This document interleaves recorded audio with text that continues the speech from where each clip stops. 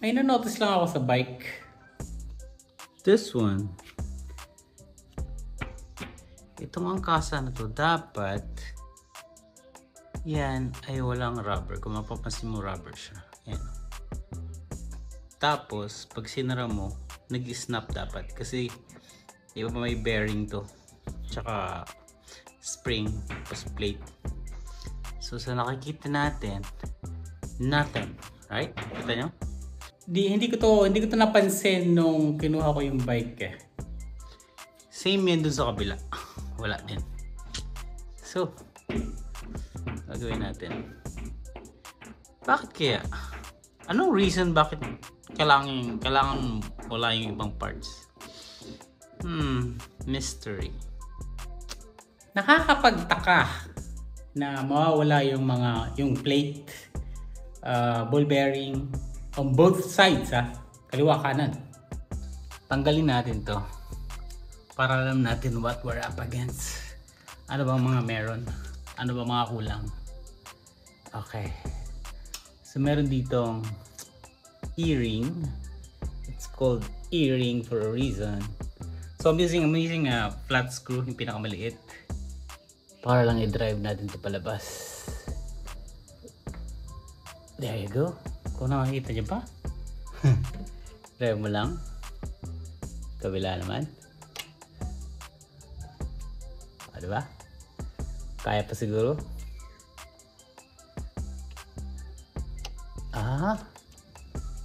Kung wala kang tools, pwede to. There you go. This is E-ring. It's called E-ring for a reason because it's, nakikita nyo ba? It's E. E for idiota. Sino bang nagtanggal niya? Anyways. Lusot lang sa kabila. Tulak lang. Then pull natin to. May spring kasi dapat to eh. So, mukhang wala namang nangyayari. So, we have the pin. And let's pull it off.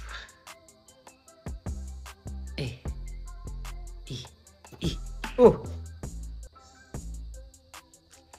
Okay, inside wala yung bearing, pero ayan yung spring.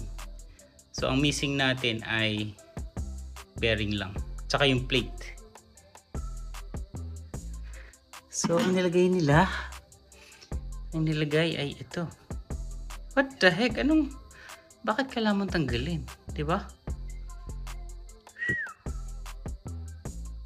So, ano ba yung mga kailangan natin dito sa ating baul ng parts?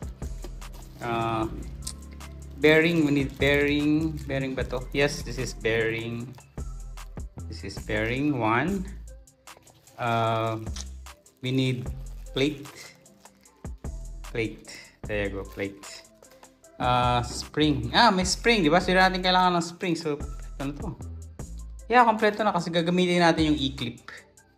Okay? So, yan. Marami pa tayong sobra. Okay. Let's go. Now, before natin install, let's clean this one. Actually, linis ko na to. Kailangan ko lang i-dry. And this one. Now, yung assembly nito is like this. Wait up.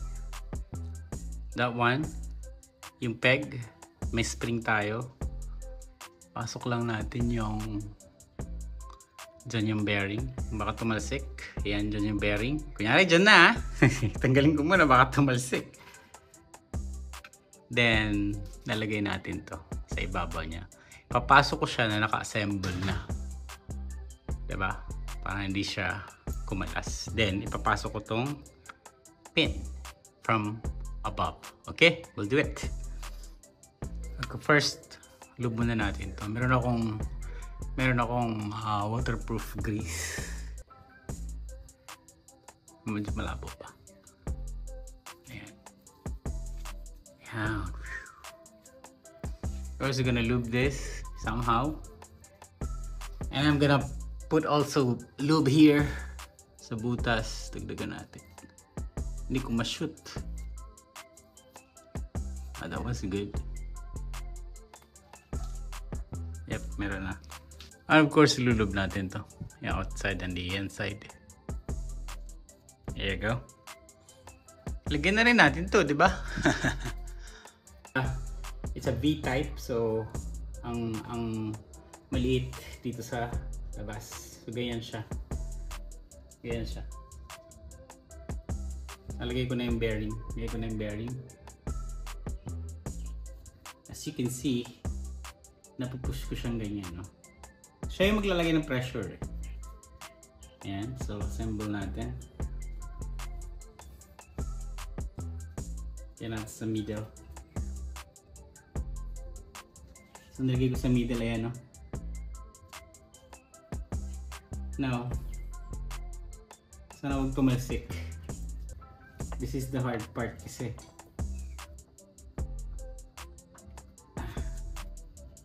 See?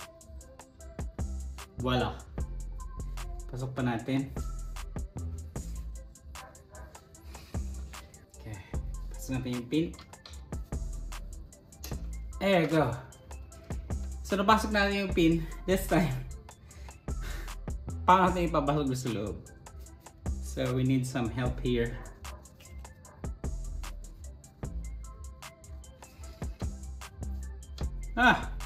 Perfect. Look, oh.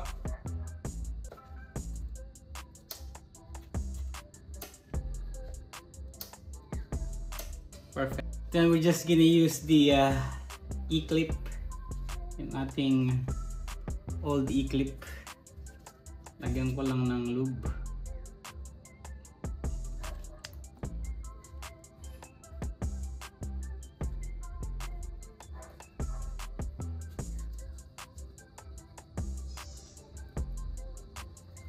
Of course, hindi mo kaya ng kamay yan. Kaya natin ng kamay. Hindi siya. Of course, hindi. So we need this one. Left. My goodness, left.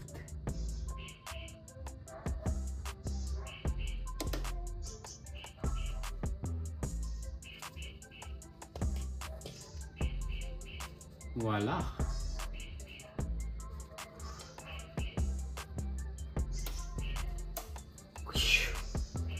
That was easy, right? Nagtataka talaga ako bakit mawala yung mga gamit na yan. Pero, ilalagay mo to. We're so done here.